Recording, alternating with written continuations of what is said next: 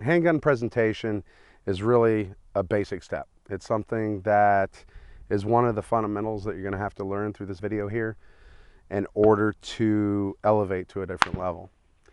There's two different schools of thought. You have the 4-step process and the 2-step process.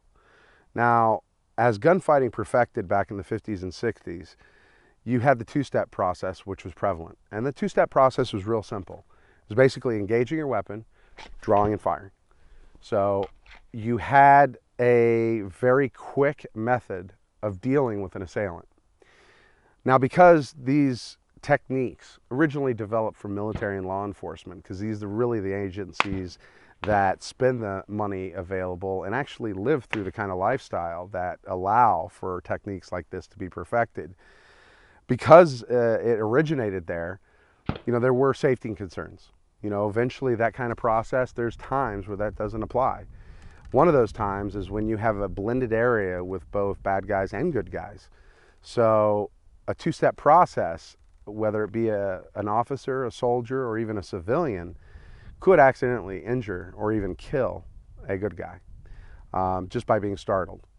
So through time, bureaucracy, and a whole bunch of other neat things that no reason to get into right now, developed the 4-step process. And the 4-step process is really the 2-step process with a couple safety features added. Access your guns, the first step. Drawing is the second. Retention is the third. Now, retention, what I mean by that is keeping your weapon at the ready position against your body. You're asking me, what does this do?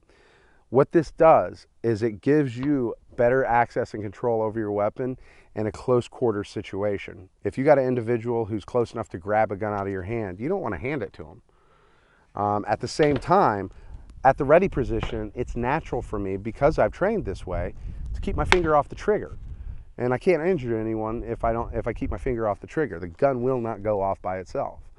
So this allows me a good, effective way to actually survey my area, start assessing threats, and start realizing my game plan, which is basically done on the millisecond.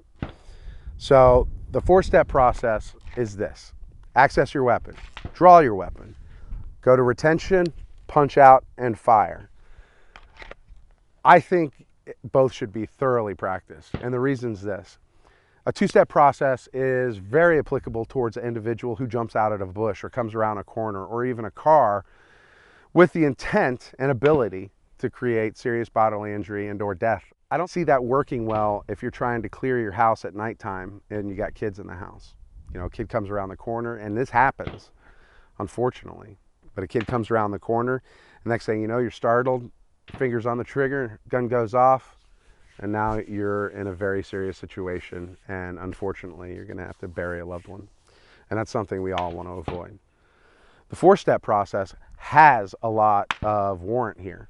At this point, if my master bedroom is on one side of the house and my child's bedroom's on the other, which I've got daughters, it'll never happen, at that point, I'm going to have to clear that distance.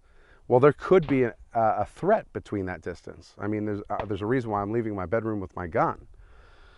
So at that point, keeping my weapon in retention mode while I'm slowly making my way to my daughter's room gives me the allowance of safety if she ends up being what I thought was a burglar and comes around the corner and startles me.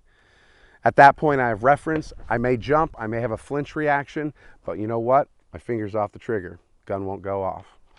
So that's really the difference in the 2-step and 4-step process. Once again, however you train is how you're going to react.